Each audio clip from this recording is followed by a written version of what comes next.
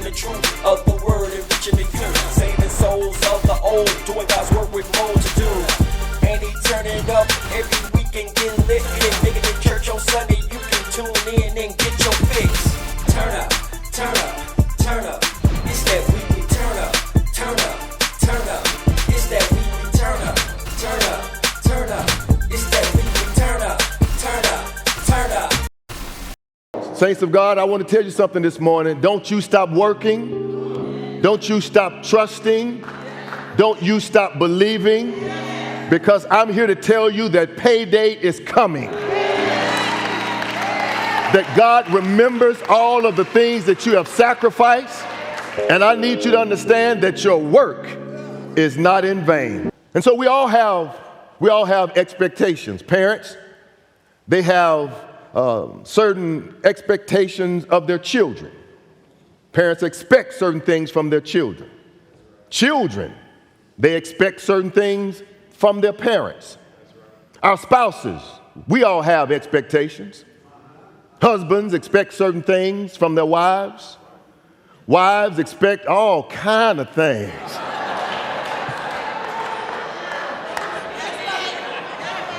I'm just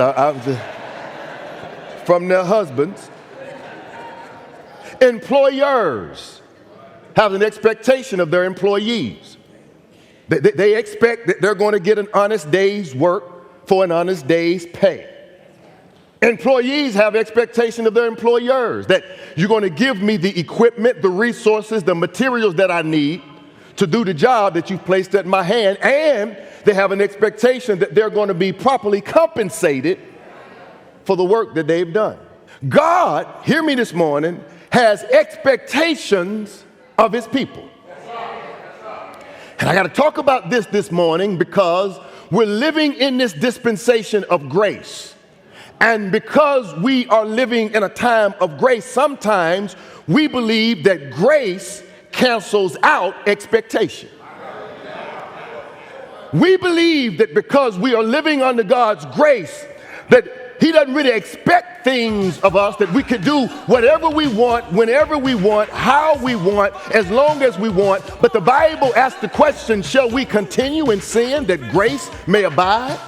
And so hear me this morning, just because you are in a relationship with Jesus Christ and he loves you does not mean that he does not have an expectation that you got work to do. You are not exempt just because you can sing the song that I'm a friend of God. He calls me friend. Yes, you are a friend of God. Yes, he does call you friend, but there still is work that he wants you to do. Your life's vision should dictate your life's work. And the reason that a lot of people are frustrated with their work, the reason that a lot of people are not fulfilled by their work, because you can only be fulfilled when your work is connected to your purpose. And so this is why you must have a vision for your life.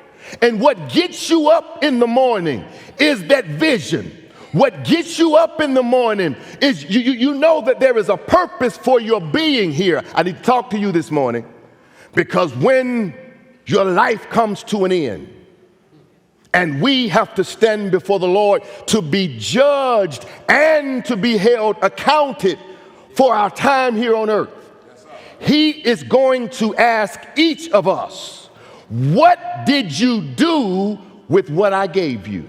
Diligence. The ability to do a little thing for a long time until something big happens. Come here, let me talk to you. I did not start preaching with passion when all of you showed up. I was preaching with passion when we were sitting with 9 people around my table. I was preaching like I was at the Mega Fest. The choir did not start singing when they had a CD to come out, but the choir was singing with passion, even when they were singing in the basement when nobody was listening. And what I'm trying to tell you is, listen, it may be a small thing now, but if you do it with passion, God has a way to bless that small thing until it blows up into what he wants it to be. A small drip of water can change the formation of a huge rock. I'm not talking about a tidal wave or a tsunami. I'm talking about a consistent, persistent drip of water. A small thing doing the same thing for a long period of time can change the shape of a big rock. How do you lose 100 pounds? 1 pound at a time. You lose 1 pound at a time, and you celebrate after 5 or 10 pounds. Not with cake. Just look at your Bible. Just look at your Bible. My prayer for you this morning is that God would deliver you from that spirit of quitting. That God would deliver you from that give up spirit. That God would deliver you from that I'm throwing in the towel and I'm walking away spirit. I've come this morning to let you know you will win if you don't quit. If you just don't quit. I know it's hard, but don't quit. I need somebody to help your neighbor right here. Somebody just shout, don't quit. Come on, that was cute, but I need you to shout it and tell you, wake up the neighborhood. Somebody say this, say, I know you're going through. I know that it's difficult. But whatever you do, don't quit. When God gives you an assignment, it's not contingent upon what anybody else does for you. Come on, sir. Lord have mercy. God don't need your help to make sure that these ants survive. And what I'm trying to tell you right now, because some of you won't put your hand to the plow and do the work that God has called you to do because you saying, who gonna help me? Stop looking for who down here is gonna help you and realize that all of your help comes from the Lord. Pass the loop, speaking the truth of the word and reaching the youth, saving souls of the old, doing God's work with more to do. And he turning up every weekend, getting lit,